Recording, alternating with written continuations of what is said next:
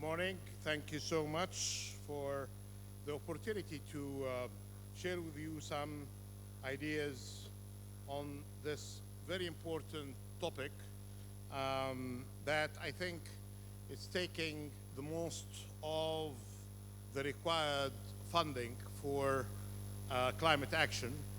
Each report, regardless of the authors, when we're talking about cost and mobilized finance for climate action, all those issues related to dealing with just transition towards better, cleaner, dependable, sustainable, accessible, affordable energy is basically responsible for the bulk of funding.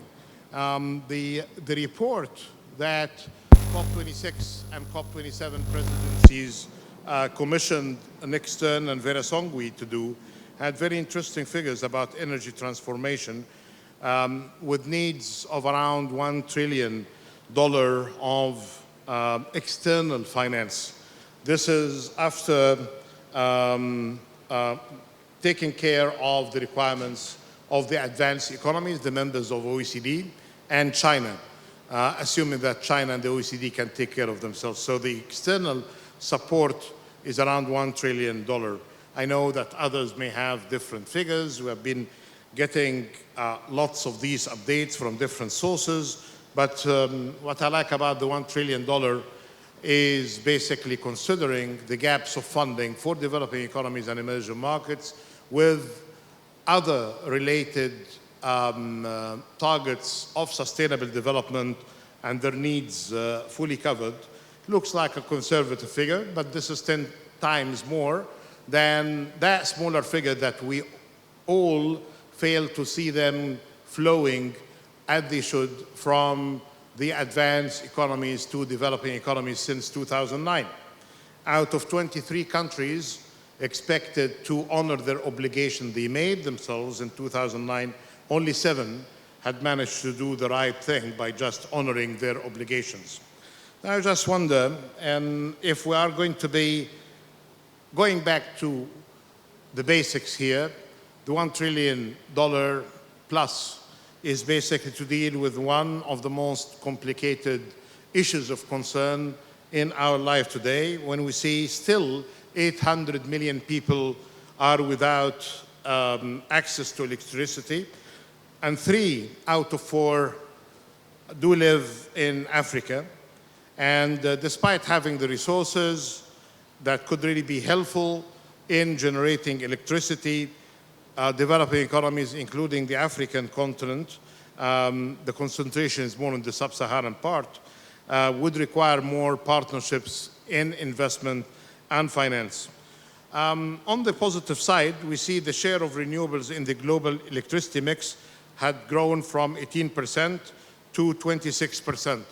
One would say, well, it could be much better than that, but this is basically the reality in the electricity mix that we're seeing it. But this is until 2019, 2020. Because of the war in the Ukraine, these figures need to be updated.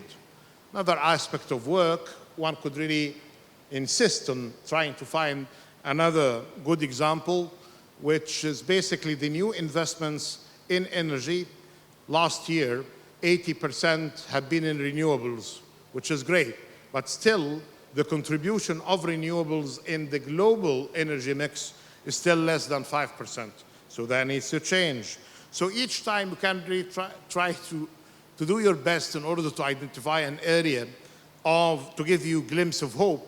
You go there, and with a check of reality, you need to say, well, these ambitions need to be even higher, and the finance should be bigger and better, and the private sector participation should be enhanced.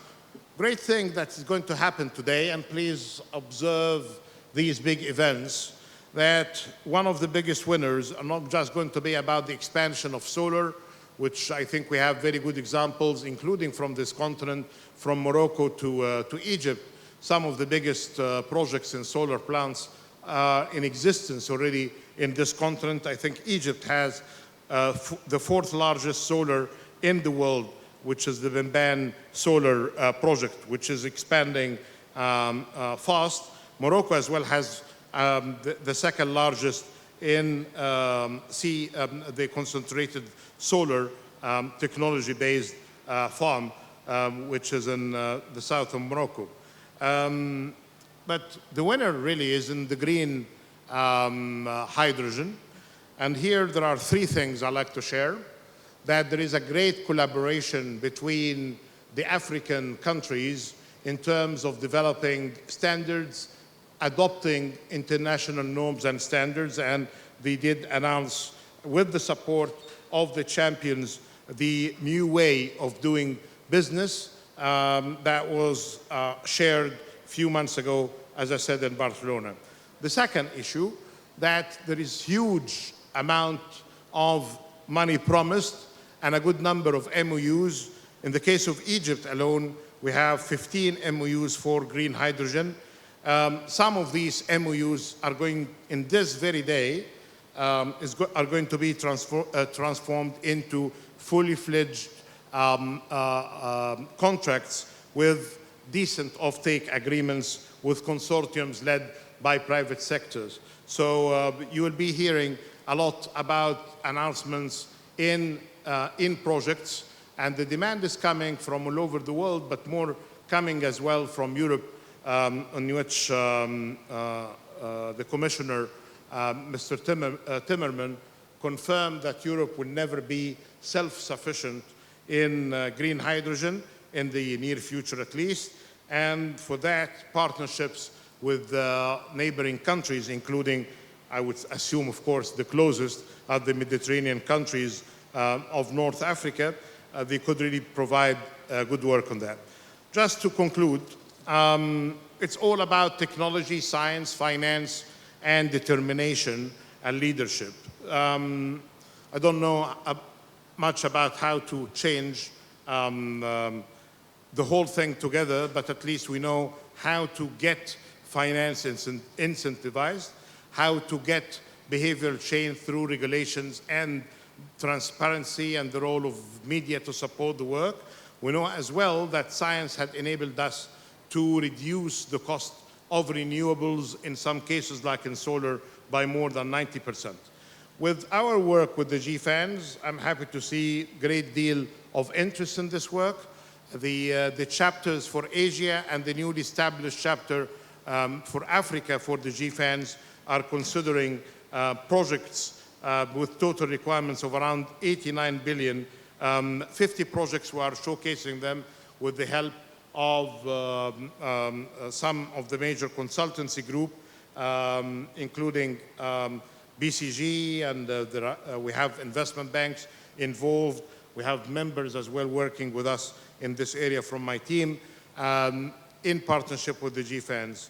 What we see that climate impact projects in mitigation are around 62% of this pipeline of projects that we are showcasing, 50 of them from around the world, and they are available on the Assets to Flows report and another report that we are sharing. 22% are in adaptation and 16% in dual impact.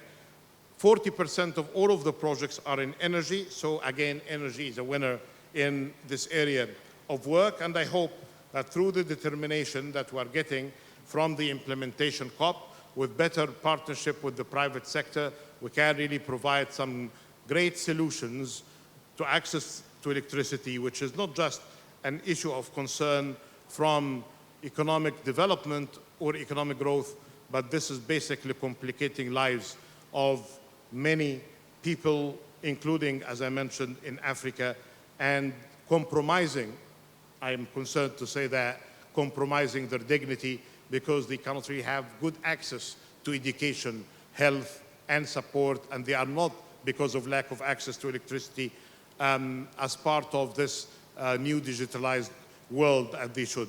So, bad news is that we still have 800 million without electricity, and we are considering as well clean, safe cooking.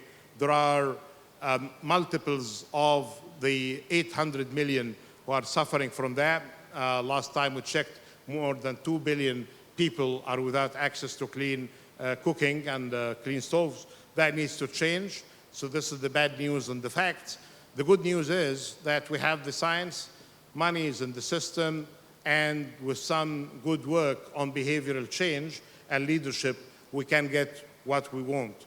So I hope that like by this time next year, we can see major improvements in access to electricity and improvement on energy, including affordability and sustainability with minimum shocks to the system, because we already had enough, especially after the war in the Ukraine. Having said that, I'm looking forward to the outcomes of your discussions today.